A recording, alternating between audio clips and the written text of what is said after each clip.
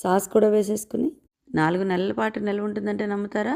పొయ్యి మీద కడాయి పెట్టుకుని ఇలా ప్యాటీస్ లాగా ఒత్తుకుని ఉడకపెట్టుకున్న చిక్ పీస్ ఇలా రెండో వైపు కూడా ఎర్రగా కాల్చుకుని బజ్జీ పిండి మాదిరిగా. హలో అండి, వెల్కమ్ టు అవర్ ఛానల్ ముద్దపప్పు. ఓకే, ఇవాళ మన రెసిపీ వచ్చేసి బర్గర్. చాలా హెల్దీగా, టేస్టీగా, చాలా ఈజీగా 4 నెలలు నిల్వ ఉండేలాగా ఎలా చేసుకోవచ్చో ఒక్కసారి చూసేద్దాం రండి. ముందుగా ఒక 1/2 కిలో బంగాళదుంపలు తీసుకుని వాటిని స్టీమ్ చేసేసుకోండి. ఆ స్టీమ్ చేసుకున్నప్పుడే అందులో ఒక క్యారెట్ని చిన్న చిన్న ముక్కలుగా కట్ చేసేసుకుని అందులోనే పెట్టేసుకోండి. అలాగే ఒక 4-5 బీన్స్ని కూడా సన్నగా తరుక్కుని అందులోనే స్టీమ్ చేసేసి పక్కన పెట్టుకోండి. ఇప్పుడు ఒక బౌల్ తీసుకుని ఈ ఉడికించిన ఆలుగడ్డలన్నిటికీ తొక్క తీసేసి అందులో వేసేసుకోండి. ముందుగా వాటిని ఒక్కసారి మ్యాష్ చేసేసుకోండి. ఇప్పుడు అందులో ఉడకపెట్టుకున్న చిక్ పీస్, అలాగే ఉడకపెట్టుకున్న బ్లాక్ బీన్స్, ఈ రెండింటిని కూడా అందులో వేసేసుకుని మొత్తం అంతా కూడా బాగా కలిసేలాగా మంచిగా మ్యాష్ చేసేసుకోండి. ఇప్పుడు ఇందులో సన్నని క్యారెట్ తరుగు, అలాగే సన్నని బీన్స్ తరుగు, ఒక 2-3 పచ్చిమిరపకాయలు సన్నగా తరుక్కుని అందులో వేసుకోండి. అలాగే సన్నగా తరుక్కున్న కొత్తిమీర, కొంచెం పసుపు, ఒక టేబుల్ స్పూన్ కారం, అలాగే ఒక టేబుల్ స్పూన్ సాల్ట్, అలాగే ఒక 1/2 టేబుల్ స్పూన్ ఆమ్చూర్, ఒక టేబుల్ స్పూన్ చాట్ మసాలా, వీటిని అన్నిటినీ వేసేసుకుని అన్నీ కూడా బాగా కలిసేలాగా చక్కగా కలిపేసేసుకోండి.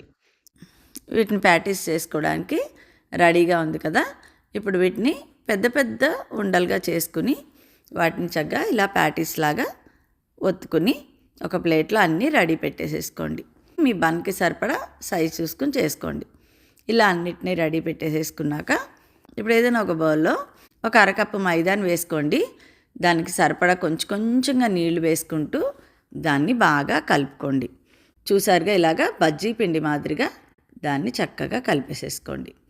అలాగే కొంచెం బ్రెడ్ కూడా పౌడర్ చేసి పక్కన పెట్టుకోండి. ఇప్పుడు ఒక్కొక్క ప్యాటీని తీసుకుని మైదా పిండిలో ముంచుకుని దాన్ని అలాగే బ్రెడ్ పౌడర్లో అద్దుకోండి. బ్రెడ్ పౌడర్ అంతటికి సమానంగా పట్టేలాగా చూసుకుని అద్దుకోండి. ఇప్పుడు మీకు ఒక టిప్ చెప్తానండి. ఇలా బ్రెడ్ పౌడర్లో అద్దుకున్న ఒక్కొక్క ప్యాటీని తీసుకుని జిప్లాక్ కవర్లో పెట్టేసేసుకుని డీప్ ఫ్రిడ్జ్లో పెట్టుకున్నామనుకోండి, ఇవి మీకు 2-3 నెలల వరకు ఎప్పుడు కావాలంటే అప్పుడు ఇమీడియట్గా మనం బర్గర్ చేసేసుకోవచ్చు అనమాట. మనకి ఎప్పుడు తినాలంటే అప్పుడు బ్రెడ్ తెచ్చుకున్నామంటే బర్గర్ రెడీ. మనం చేసుకునేటప్పుడే కొంచెం ఎక్కువ చేసి పెట్టేసుకున్నామంటే మనకి ఇప్పుడు కావాల్సినవి చేసేసుకుని మిగతా అవి డీప్ ఫ్రిడ్జ్లో పెట్టుకున్నాం అనుకోండి, మనకి ఎప్పుడు కావాలంటే అప్పుడు తీసి వాటిని చేసేసుకోవచ్చు అనమాట. ఈ ప్యాటీస్ని అన్నింటినీ వేయించుకోవడానికి పొయ్యి మీద కడాయి పెట్టుకుని అందులో ఒక 1/2 కప్పు నూనె అయితే వేసేసుకోండి. కొంచెం నూనె ఉంటే కానీ ఇవి బాగా ఎర్రగా వేగవన్నమాట. నూనె కొంచెం కాగాక ఒక్కొక్క ప్యాటీని అందులో వేసి నిదానంగా వేయించుకోండి. చక్కగా కరకరలాడిలా వేయించుకుంటే ఇది బాగుంటాయి అన్నమాట. కొంచెం పొయ్యి సిమ్లో పెట్టుకోండి. సిమ్లో పెట్టుకుని ఒకవైపు అంతా ఎర్రగా కాలిపోయాక దాన్ని నిదానంగా తిరిగేయండి. ఫస్ట్ టైం తిరిగేసేటప్పుడు కొంచెం జాగ్రత్తగా తిరిగేస్తే రెండోసారికి కాలిపోయి ఉంటుంది కాబట్టి ఏం ప్రాబ్లం ఉండదన్నమాట. ఇలా రెండో వైపు కూడా ఎర్రగా కాల్చుకుని ఒక్కొక్క దాన్ని తీసి ప్లేట్లో పెట్టేసేసుకోండి. అలాగే మనం రెడీ పెట్టుకున్న అన్ని ప్యాటీస్ని ముందు వేయించేసేసుకుని పక్కన పెట్టుకోండి.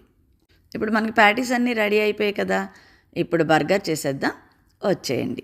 ముందుగా మనకి ఎన్ని బన్స్ కావాలో తీసుకుని ఆ బన్స్ని ఆఫ్ చేసుకుని రెడీగా పెట్టుకోండి.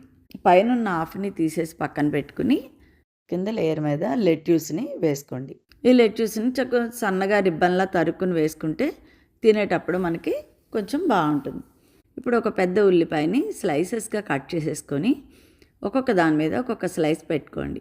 అలాగే టమాటాను కూడా స్లైసెస్గా కట్ చేసేసుకుని ఒక్కొక్క బర్గర్ మీద పెట్టేసుకోండి. ఇప్పుడు అందు మీద ఆలివ్స్ కానీ అల్పినోస్ కానీ లేదంటే పికిల్స్ దొరుకుతాయి కదా మనకి, అవి కానీ తెచ్చి ఒక్కొక్క దాని మీద 2-2, 3-3 అలాగా పెట్టుకోండి. ఇప్పుడు అందు మీద మయో రాచా సాస్ అని దొరుకుతుందండి, ఆ సాస్ వేసుకోండి. ఒకవేళ అది మీకు దొరకకపోతే మయోనీస్ కూడా వేసుకోవచ్చు.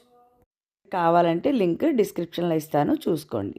మనకి కావాల్సినంత సాస్ని వేసుకోండి. వేసేసుకొని పై లేయర్ ఉంది కదా దాని మీద ప్యాటీని పెట్టి ఒక చీజ్ స్లైస్ని పెట్టుకుని దాన్ని అలాగే ఇందు మీద పెట్టేయండి. అంతే, బర్గర్ రెడీ.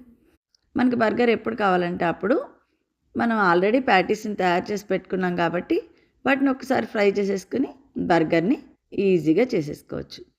నచ్చిందా అండి ఈ టిప్ మీకు? ఈ బర్గర్ రెసిపీ కనుక మీకు నచ్చితే లైక్ చేయండి, షేర్ చేయండి, సబ్స్క్రైబ్ చేయండి.